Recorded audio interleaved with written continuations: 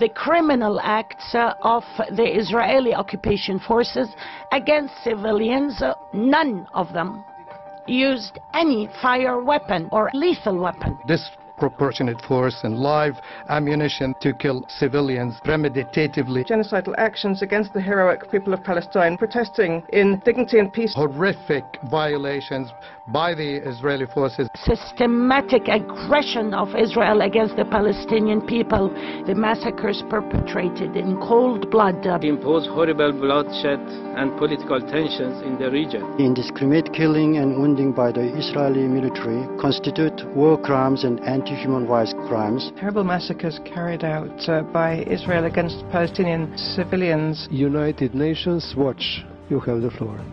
I commanded British troops in Afghanistan, Iraq, the Balkans and Northern Ireland and served with NATO and the UN. I've come straight from the Gaza front line to share my assessment. Based on what I observed, I can say that everything we just heard here is a complete distortion of the truth. The truth is that Hamas, a terrorist organization that seeks the destruction of Israel and murder of Jews everywhere, deliberately caused over 60 of its own people to get killed.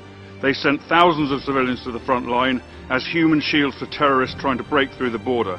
Hamas's goals, in their own words, was, quote, blood in the path of jihad.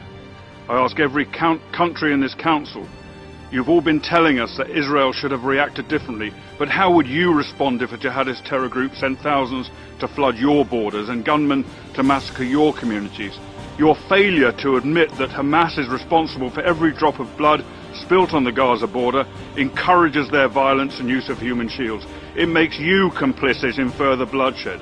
If Israel had allowed these mobs to break through the fence, the IDF would then have been forced to defend their own civilians from slaughter, and many more Palestinians would have been killed. Israel's actions therefore saved lives of Gazans, and if this council really cared about human rights, it should commend the Israel Defense Force for that, not condemn them on the basis of lies.